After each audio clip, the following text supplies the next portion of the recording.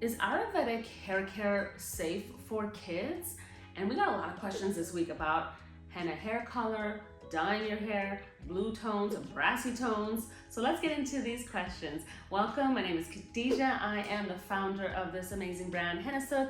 I specialize in Ayurvedic hair care and I'm a leading expert in henna hair dye.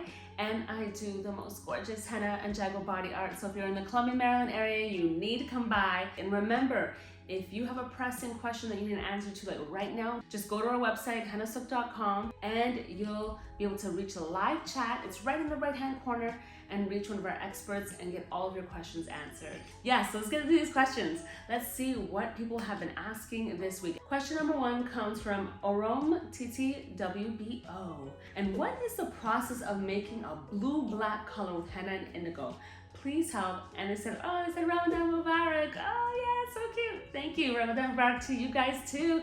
I hope your fasting is going well. So that blue-black tone, that takes some building up. Definitely you need henna and indigo. You're definitely doing a two-step process, but you need to make that base even darker. Like the henna and the indigo, probably at least 50-50 of each. Get a nice brown foundation, not like just a red, henna alone, as your base. And then you follow with indigo. You have to give it a few applications, like really maybe even 4 to 5 applications to get a nice rich blue-black tone. It takes some time, but I have seen some clients and their hair is gorgeous. It's got this black, rich jet black with this bluish little tint that you see that it's really cool. So definitely just be patient with it though. Question number 2 comes from Gemma. And hey, my name is Jamila and planning to order from you this week when the payday activates. Still figuring out the best blend. I have some concerns I'd really appreciate help with. Can henna overpower brassiness from a previous hair color? Yes, absolutely.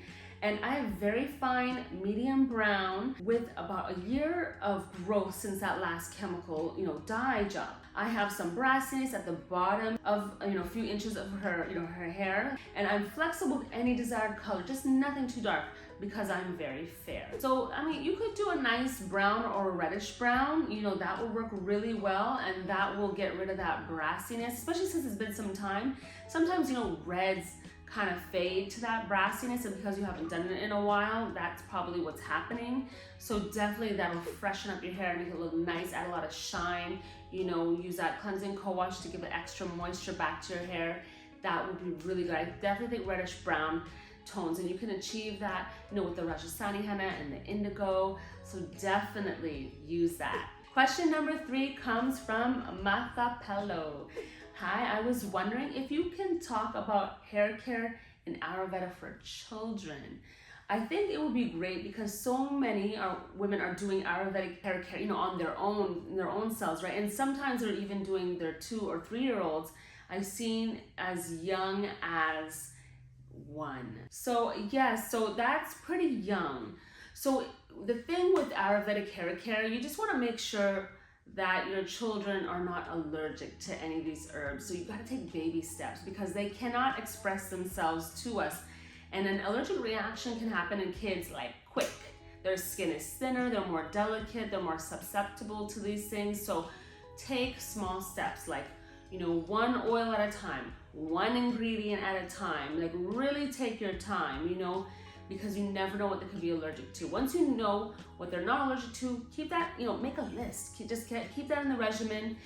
I personally recommend at least 5 years and up, but it's okay if it's like an oil, you got camellia, you got amla oil, but not all these blends. Like take it really literally 1 ingredient at a time. Like take small steps, like 1 or 2, like max, because you really don't want to put your child at risk. So do that. Luckily at Hennasooq, we sell a lot of DIY herbs, so you can patch test a lot of the time a lot of these herbs because we sell them without anything else in them. So super convenient. They're pure, they're organically certified, they're natural. So that's really important, especially with children that are so young. You gotta be careful and you gotta take your time and diligence to make sure that you're keeping them safe when you're making their hair beautiful and gorgeous. Take those small steps. And that's exactly what I recommend that you do when it comes to children. So I hope this helps. Thank you guys for tuning in. Remember, if you have a question that you want to ask, just put it in the comments below. Let me know what's on your mind, and I'll get to you as soon as possible. And if you have a pressing question though that you need an answer to right away, please go to the live chat right on our website at hennasooq.com to reach an expert that will help you right there on the spot, because we got you. And thank you for tuning in. I'm gonna see you next time. I appreciate you guys. You guys mean a lot to me, and I just want to say thank you for always keeping it 100, keeping it real, being here and taking part in this journey with me. I cannot wait to see each and every one of you in the Columbia, Maryland location. Salon's opening soon. We got services. I do consults in person. If you are ever in this area and henna body art for the vacation and the birthday henna, I mean, we got a lot going on already here. Events are coming up.